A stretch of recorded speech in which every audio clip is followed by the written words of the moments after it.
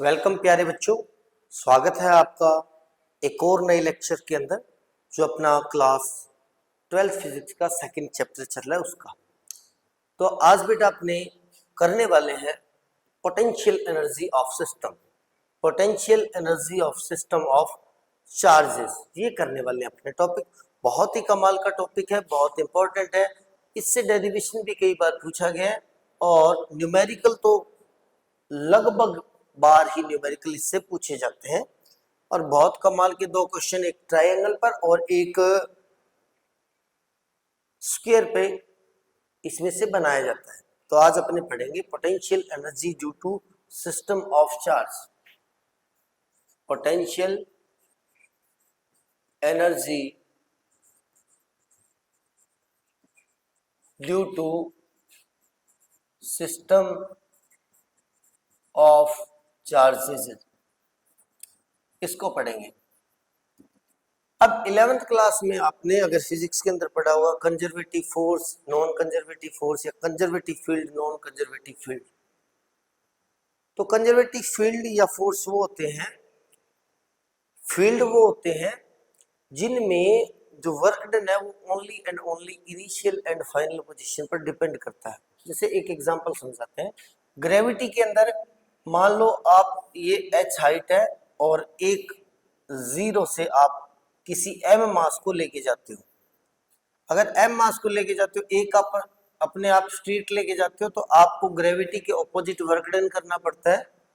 वो हमारे पास क्या है बेटा, mgh होता है। वो इसकी पोटेंशियल एनर्जी होती है।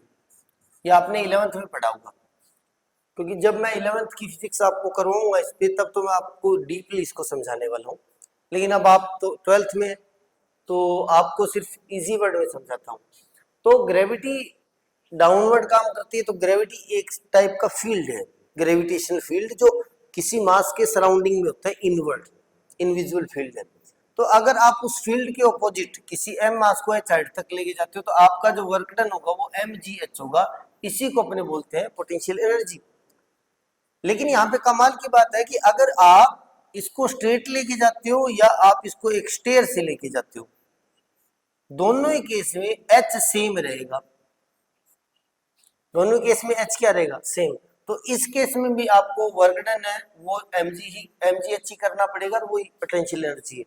इसका मतलब है इस केस के अंदर, ग्रेविटी के केस के अंदर, जो वर्क डन है वो पाथ पर डिपेंड नहीं कर रहा, चाहे ये पाथ हो चाहे वो पाथ हो, बल्कि इनिशियल और फाइनल पोजीशन पर डिपेंड कर रहा है। तो ऐसे फील्ड जो होते हैं उनको बोलते हैं कंजर्वेटिव फील्ड। ये कंजर्वेटिव फील्ड ग्रेविटी के अंदर भी काम करता है, ये भी इलेक्ट्रॉनिक्स में भी, यानी इलेक्ट्रिक फील्ड जो होता है वो भी अपने पास कंजर्वेटिव फील्ड होता है। ऐसे अगर मैग्नेटिक फील्ड की बात करें तो वो भी अपने पास कंजर्वेटिव फील्ड होता है।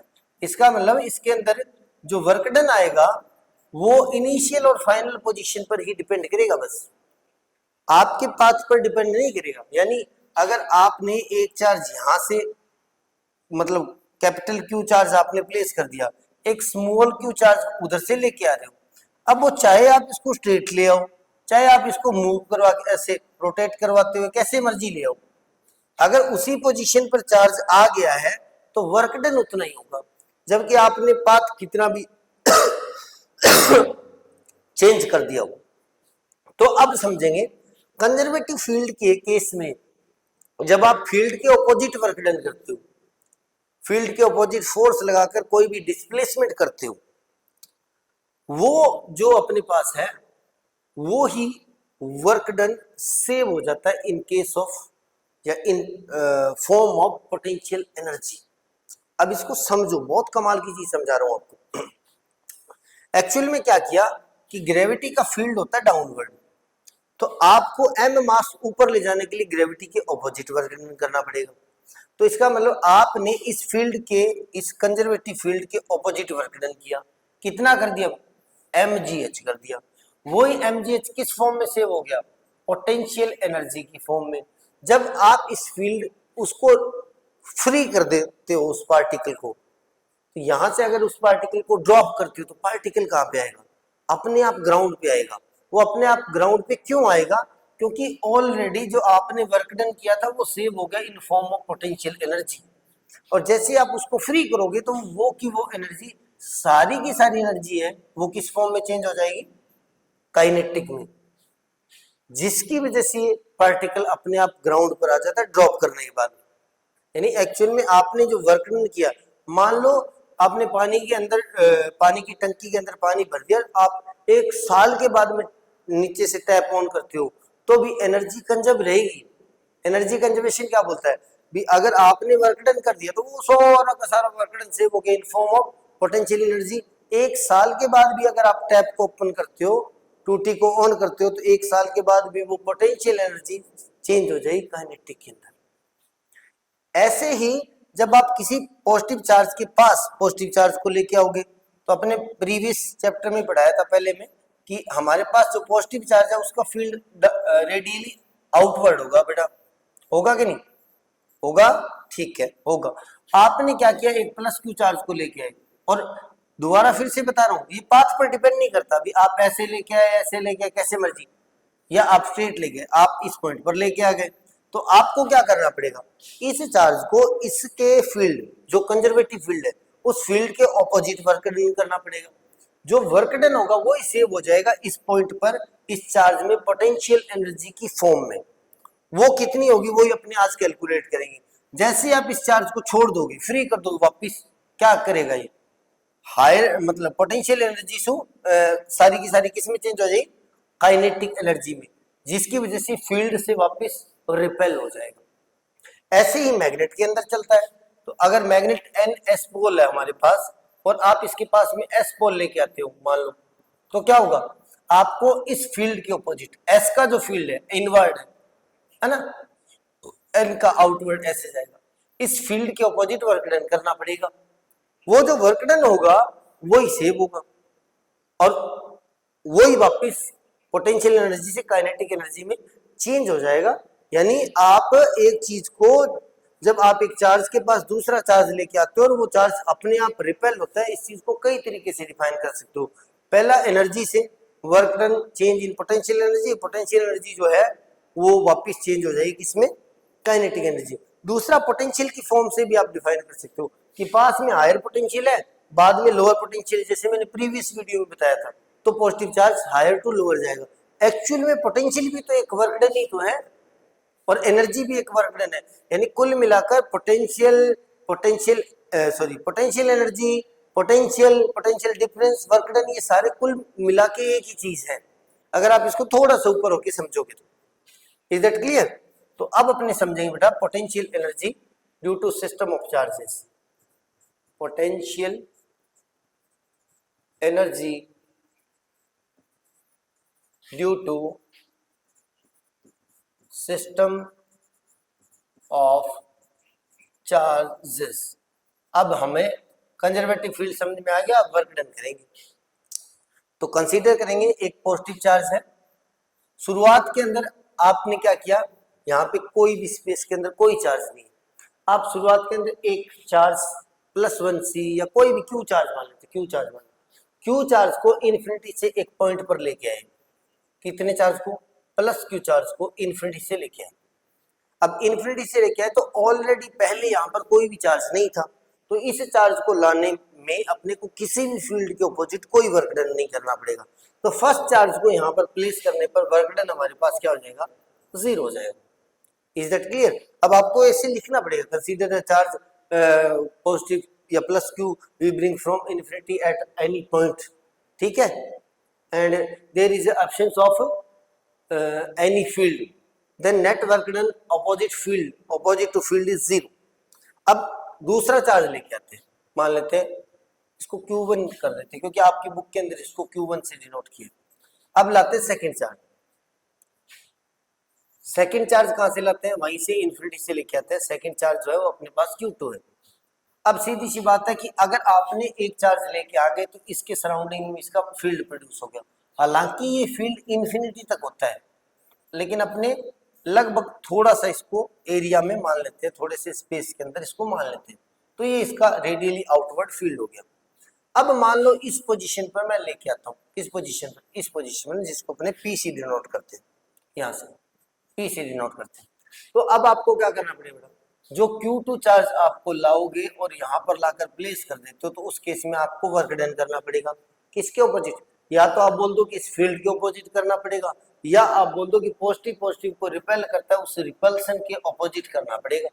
तो वो कितना हो जाएगा, तो वर्क डन हमारे पास क्या होता है, वर्क डन होता है F डॉट डी आर, ये हमारे पास W हो जाएगा, ठीक है, F डॉट डी आर।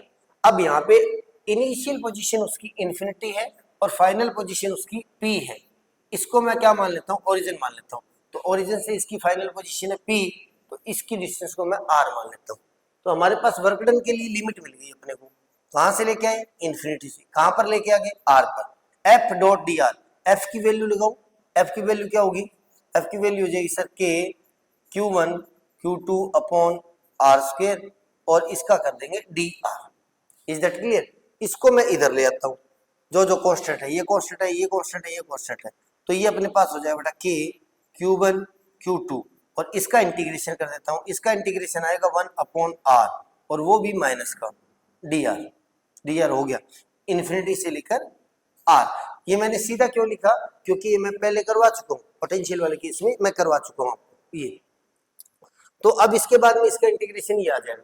अब अपने क्या करेंगे, वैल्यू पुट करो, कर दो, तो हमारे पास क्या आ जाएगा बेटा, वर्क डन जो है वो आ जाएगा माइनस, एक बार और लिख देते हैं, के Q1 Q2 और इसके अंदर वैल्यू पुट की तो 1 अपॉन R किसका, माइनस का, और माइनस ये और माइनस लिमिट वाला प्लस हो जाएगा 1 अपॉन इन्फिनिटी, 1 अपॉन इन्फिनिटी की वैल्यू 0 हो जाएगी, तो ये तो 0 हो गया, हमारे पास क्या बन गया, माइनस के Q1 Q2 अपॉन R, और ये जो वर्क डन है वो ही हमारे पास पोटेंशियल एनर्जी है, इक्वल टू माइनस के Q1 Q2 अपॉन R।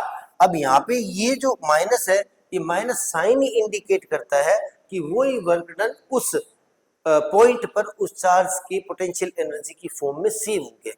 तो हमारे पास क्या आ गया बेटा, के Q1 Q2 upon R, this is potential energy. अब ऐसा भी तो हो सकता है कि मैं एक और चार्ज को लेके आऊं, पहले इसी चार्ज को मैंने प्लेस कर दिया यहाँ पर, ठीक है, यहाँ पर प्लेस कर दिया, कहाँ पर, पहले वाली जगह पे। अब मैं एक और चार्ज को लाना चाहता हूँ, कहीं से, वहीं से, इन्फिनिटी से, तो एक और चार्ज को इन्फिनिटी से लेके आते हैं Q3 को। तो अगर मैं Q3 को लाकर यहाँ पर प्लेस कर देता हूँ, मान लो अब की बार तीनों की अलग अलग कंडीशन पोजीशन मान लेते हैं, इसकी पोजीशन मान लेते हैं R1, इसकी पोजीशन मान लेते हैं R3, सॉरी इसको मान लेते हैं 1 2, थोड़ा जूम इन करके बताऊंगा। तो अब हमारे पास चार्जेस 3 चार्ज का सिस्टम हो जाएगा, एक पहले से जो पड़ा है Q1, एक हमारे पास Q2 लेके आए थे, एक हमारे पास Q3 हो गया, इन दोनों के बीच में पोजीशन जो डिस्प्लेसमेंट है उसको मान लेता हूँ 1 3, इन दोनों के बीच में उसको मान लेता हूँ, अरे 1 2 आएगा 1 2, इसको मान लेता हूँ 1 3 और इन दोनों के बीच में उसको मान लेता हूँ बेटा R2 3। अब अगर थर्ड चार्ज लेके आओगे तो थर्ड चार्ज के लिए आपको इसके ऑपोजिट भी वर्क डन करना पड़ेगा, Q1 के ऑपोजिट, यानी कहने का मतलब जब आपने दूसरे चार्ज को वहां पे प्लेस कर दिया तो वहां पर दो फील्ड बन गए, पहला Q1 का और दूसरा Q2 का। तो अब आपको Q1 के ऑपोजिट भी वर्क डन करना पड़ेगा और Q2 के ऑपोजिट भी वर्क डन करना पड़ेगा, यानी तीसरे चार्ज को लाने के लिए आपको दो फील्ड के ऑपोजिट वर्क डन करना पड़ेगा। वर्क डन आपने पहले निकाल लिया, क्या था, के Q1 Q2 अपॉन R, यानी वर्क डन या पोटेंशियल एनर्जी क्या होगी, वो होगी बेटा के दोनों चार्जेस जिनका वर्क डन आप फाइंड कर रहे हो उनका मल्टीप्लाई और उनके बीच की डिस्टेंस। तो अब मैं यहाँ पे पुट कर देता हूँ, तो हमारे पास इस केस में अगर मैं इसको 1 2 से डिनोट करता हूँ तो यहाँ पर 1 2 प्लेस कर सकता हूँ। तो पहले वाले केस में क्या होगा कि आपने when we bring Q2 opposite to Q1, opposite to Q1, then हमारे पास पोटेंशियल एनर्जी क्या आ गई, के Q1 Q2 अपॉन R12। अब अपने दो अलग अलग फील्ड के ऑपोजिट वर्क डन करेंगे। दूसरे केस में if we bring Q3 then opposite to आप लिख सकते हो E Q1 and E Q2, यानी in opposite to electric field due to Q1 and electric field due to Q2, then उस case में वर्क डन क्या आ जाएगा बेटा हमारे पास, एक तो हो जाएगा W13 लिख देता हूं उसको, W13 का मतलब चार्ज ला रहे हैं 3, चार्ज Q3 लेके आ रहे हैं और 1 के अपोजिट वर्क डन कर रहे हैं, तो हमारे पास आ जाएगा K Q1 Q3 upon R13 and minus का आ जाएगा। सिमिलरली W23 आएगा, वो हमारे पास क्या आ जाएगा K Q2 Q3 upon R23 आ जाएगा और माइनस में। अब अगर आप तीनों चार्जेस की टोटल पोटेंशियल एनर्जी फाइंड करना चाहते हो तो हमें क्या करना पड़ेगा, हमें इसी चार्ज को अगर अपने टोटल फाइंड करना चाहते हो तो टोटल वर्क डन जो है उनको ऐड कर देंगे, यानी पहले वाला भी, दूसरे वाला भी और तीसरे वाला भी, तो हमारे पास टोटल वर्क डन जो आएगा उसी को अपने टोटल एनर्जी बोल सकते हैं। देन टोटल वर्क डन लिख लो, चाहे टोटल वर्क डन हमारे पास क्या आ गया बेटा, माइनस का K Q1 Q2 upon R12 minus का K Q1 Q2 3 upon R13 and minus का K Q2 Q3 upon R23। Minus common लोगे तो अपने पास ये पोटेंशियल एनर्जी की फॉर्म में लिख लो इसको, माइनस का ये माइनस साइन इंडिकेट ये करता है कि पोटेंशियल एनर्जी की फॉर्म में से, तो अपने पास क्या बनेगा K Q1 Q2 upon R12 plus में K Q2 Q3 upon R23 plus में K Q1 Q3 upon R13, बस यही है। अब यहाँ पे ये पोटेंशियल एनर्जी है, देन यहाँ पे कोई वेक्टर नहीं आएगा, ये ध्यान रखना, क्योंकि एनर्जी इज स्केलर क्वांटिटी, कहीं आप यहाँ पे R कैप या R वेक्टर ऐसा कुछ लगा दो वो नहीं आएगा। अब यहाँ पे जो समझने वाली बात है, देखो एक हमारे पास पेयर बन रहा है Q1 Q2 का, फिर पेयर बन रहा है Q2 Q3 का, फिर पेयर बन रहा है Q1 और Q3 का, यानी हमारे पास जब बात करते हैं पोटेंशियल एनर्जी की तो तीनों ही पेयर बना लो, बस इतना ही काम है। क्या बनाओगे, तीनों पेयर बना लोगे सर। एक तो ये मानता नहीं है, आपकी तरह थोड़ा जिद्दी, हमारे पास 3 पेयर है तो तीनों पेयर बना लोगे तो आपको फॉर्मूला याद ही नहीं करना पड़ेगा, पहला, दूसरा और तीसरा। तो अगर आपको क्वेश्चन पूछा जाता है तो वो ऐसे तो नहीं पूछेंगे, क्योंकि ऐसे तो तुम लोगों को पता लग गया हो जाएगा, तो वो थोड़ा सा क्या करेंगे, इसको चेंज कर देंगे। आप चाहो तो इसका स्क्रीनशॉट भी ले सकते हो, ठीक है। मैं इसको थोड़ा, ये लो, पहले इधर से और फिर उधर जाएगा, एक तो ये मानता नहीं है, रुक रहा है, यहाँ से स्क्रीनशॉट ले लो, उसके बाद में इधर आ जाओ, यहाँ से और यहाँ से, उसके बाद में फिर चल जा भाई यहाँ से, ये हो गया। तो अब क्या करेंगे, अब क्या करेंगे बेटा, तो फिर वो क्वेश्चन थोड़ा बढ़िया देंगे, तो वो क्या करेंगे, या तो आपको ट्राइंगल दे देंगे, कोई क्या देंगे, ट्राइंगल, कोई ट्राइंगल दे देंगे जिसमें भी आपको दिया जा सकता है, स्पेशल फेवरेट उनका होता है, क्या नाम है, इक्विलैटरल में भी कोई भी दे दे। यहाँ पे आपने रख दिया 2C प्लस का, यहाँ पे रख दिया आपने 3C माइनस का, यहाँ पे रख दिया माइनस का 5C।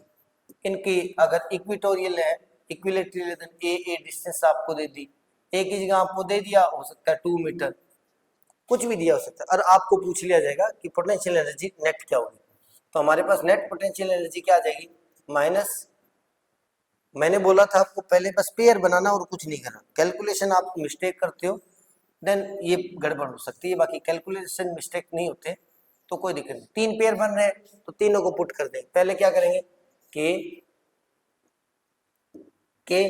Q1 plus 2C Q2 पहला पेयर माइनस 3C अपॉन में डिस्टेंस 2 मीटर प्लस में के की वैल्यू आप पुट कर लेना, कैलकुलेट कर लेना, उसके बाद में Q2 Q3 2C और माइनस का 5C अपॉन वही 2 मीटर आ जाएगा, प्लस में तीसरा लगाओगे तो क्या आ जाएगा, K माइनस 3C और माइनस का 5C अपॉन में 2, बाकी सब आप कर लेना इन सभी को ऐड करके। या वो क्या करते हैं, एक और आपके न्यूमेरिकल दिया हुआ है, आपकी बुक में दिया हुआ है, वो न्यूमेरिकल भी मैं आपको करवा देता हूँ।